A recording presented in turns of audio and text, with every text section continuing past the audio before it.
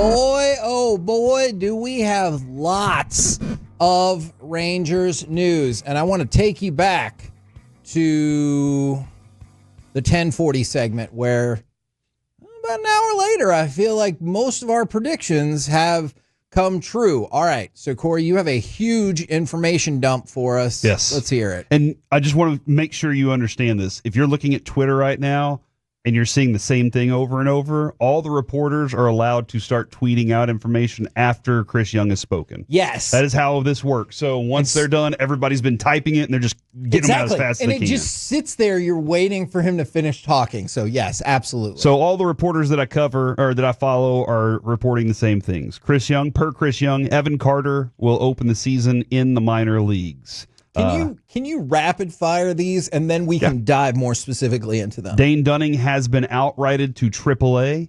Jack Leiter, Kumar Rocker, Ezekiel Duran will all be on the opening day rosters, and Kevin Pillar has made the team. So that's a Duran. That's a lot to happen all at once. I think the ability to rotate him around, his ability to hit as a right-hander, that's a big important part for him there because he can hit left-handed pitching. So that's an option there. So, again, Kevin Pillar has made the team. Rocker and Leiter are on the big league squad for opening day and will be in the rotation. Okay. Ezekiel Duran's up. Evan Carter is down, not opening the season with the big league club. All right. So there's a whole lot to get right there. By the way, your buddy's here, big fan of the Rangers. How the heck can we watch them? There are a ton of options. Like, if you have DirecTV, they are on DirecTV. They just got picked up by Fubo. They have a ton of digital and over-the-air clearances for this year. Outside of that, you could do Victory Plus. It's $100 for the year. Outside of that, I believe like 13 games are going to be on Channel 33, Friday night home games throughout the season. And so you have a ton of options to watch the Rangers this year. All right. Feels like we should start with Evan Carter. That is the most logical one. That feels like for some folks, the biggest deal. I simply think this is a matter of common sense. I know I said it in the crosstalk with RJ. I will go back to this, and this is firmly what I believe. From an improvement perspective, this is the best thing for Evan Carter. It would be different if the Rangers had no expectations this year. Because then you'd be like, who cares? Roll him out there, let him hit against as many left-handers as you want, deal with the struggles, and just go from there. This is a win-now team. Exactly. And so you don't have that ability. And so what's the alternative? All right, you put Evan Carter, let's just say eighth. Eighth in the lineup against right-handed pitchers. And then bench him most of the time against left-handed pitchers. Okay, then how's he going to get better against left-handed pitchers? Or you can let him hit, not every day, but like a lot against left-handed pitchers, and you will sink or swim that way. And I don't want to say like you don't care if you win in the minor leagues, but obviously it's nowhere near as imperative as the big club. The minor leagues are for work. Yes. The big leagues are you've worked and you're going to do the work. Yes. But you're not. That's the only time you're working on something is spring training. Everything else from there, you better be ready to go. So this makes all the sense in the world to me. Evan Carter is still super young. I go back to, somebody texted in, and I understand this concern that they are worried that Evan Carter might be a flash in the pan. I don't think that. I don't either. But I will say, don't you think some of that trends back to the shock of when he was drafted? Like, if Evan Carter would have been drafted and people on MLB Network, instead of saying, who the hell is this kid, would have been like, steal. What a steal from the Texas Rangers. So I think some of that baggage, which I don't believe is fair whatsoever. I think some of that baggage of like, why did he get drafted so high? Who is that? Is part of what people are afraid of. But he's 22. He doesn't turn 23 until the end of August. He could not be on the big club again until 2027. Yeah. And you'd be like, that's still a pretty young Major League Baseball player. Kumar Rocker, 22, right? Kumar Rocker? Yeah. I think he's like 25. 25? Okay. Yeah. Yeah, so in like 3 years, Evan Carter will be. Kumar Rocker's just now making the big league club. Yes. So like we were discussing this earlier on the part of, hey, maybe it's something in the mind he needs to work out. Maybe it is a physical thing. Maybe whatever the back thing was, the ablation that he was dealing with, he got it removed. Maybe it was messing with him enough to where now his whole swing has to be, altered just a little bit. I still think he has an understanding of the strike zone, but something's not there right now. And he's going to have to mentally toughen up. Like, that's a reality for the big leagues. He got here and he did some special stuff. Nobody had a clue who he was, though. And I stick to that. Nobody knew what he was at the time. And so now when guys are getting tougher, they figured you out, they've got some tape on you, and they know what you're looking for and what you're not, you got to figure out how to toughen up and get past that. And you want Evan Carter to get better for that sake. From a strictly financial point of view, you want Evan Carter to be good because he costs nothing for the next 5 years.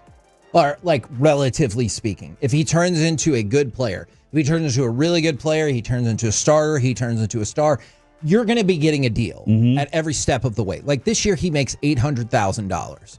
Okay, well, for a minor leaguer, you're like, ooh, that's a lot. But if he turned out to be an everyday player, unbelievable. Same thing next year. Then you move into arbitration, but not until 2027. You're going to be getting good deals on this kid for 5 more years. And so obviously you want him to be better for that. I think the big factor is we kind of, because Wyatt Langford had arrived. Yes. Everybody wanted to see, all right, our outfield is now taken care of. Like we've thrust these guys into here. They're ready for it. I'm guilty of that. We're the luckiest team that we have 2 20-something-year-old dudes that are going to be here in the outfield forever, and they're the next face of the franchise. And I'm not blaming you, Kevin, but you definitely are the reason. That's fair. But I think that's where a lot of us got excited about that. I was too. Yeah. But if he's not ready, then they're doing the right thing. Like Chris Young and Bochy are doing the right thing by making the decision. It's a tough decision. Bochy said it would be. Yeah. It's a very difficult conversation, but you have to have it with the player when the results aren't there. And I believe Evan Carter is 9 months younger than Wyatt Langford. Okay. Because what you got to remember, obviously Wyatt Langford went through a lot of college baseball. Evan Carter, none. So that's the big difference right there. All right. Can I roll this out against the Royals today? Today's the 25th? That is correct. Simeon leading off. Wyatt Langford. Jake Berger hitting third. That's because Seager's not playing today.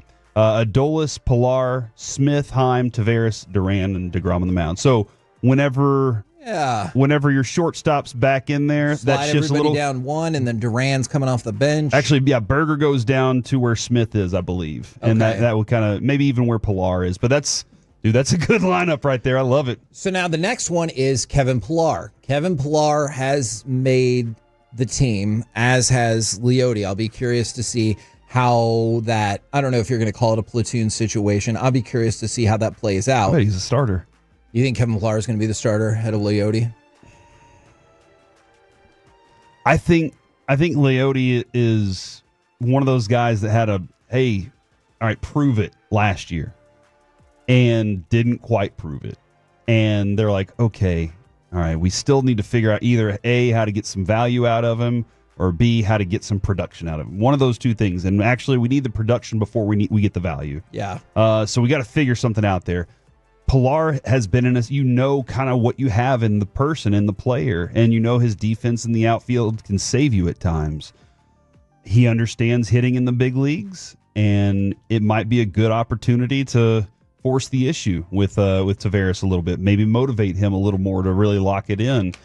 I don't know. It's hard for me to say. I feel like that with Pilar, but it might be smarter of them just to say he's currently until Taveras maybe loses it. They really wanted Evan Carter to push Taveras out. Yes. Ultimately, that's what they wanted. It's not quite there right now, so they have to wait. I'm going to have to check on this from the 214, but I believe Dane Dunning's salary does still count because he was still signed to the contract and nobody picked him up on waivers. I will say, I get it. I'm biased for Dane Dunning. I think you are too. I think this is a win. Nobody claimed him. He goes back to AAA. I wonder if there could be a possibility that he could pitch his way back into, hey, maybe we will bring you back for a little something here and there, or like a spot start or injury start, if you want to put it that way. And so I think there's a possibility of that. And then Leiter and Rocker. They make the opening day rotation. I realize this is because of injuries with Bray and with Bradford, but it is exciting, right? Like, you're going to be hyped to see those guys pitch several times until a narrative starts to be created, and then you'll be maybe even more excited, hopefully. If they both throw no-hitters in their first appearances, I mean, go ahead and put them in the hall. Okay. This is hard for me to say, because I think Bruce Bochy is the smartest baseball human that I think I've ever met. True. It would be irresponsible for Bruce Bochy to leave either Kumar Rocker or Jack Leiter out there to throw a no-hitter, right? Like, that's insane. I don't care if they really have given up no hits. They can't pitch the whole game. Kevin, I think you're right. I think they would be smart and just say, we're trying to win the game. We're less. I don't know, dude. He is one of those guys, though. If he sees something special, he's rooting for it. That's a great question to ask Boch. I like that question. I think you should ask him, like, in this situation with a young pitcher like that, I think Bochy would be the kind of guy that would be like, well, you know, you gotta make sure you got your pitch count and everything. Understand that and where they are, but trying to win a game. I do want to see something special. He probably wants to see something great happen. He loves greatness.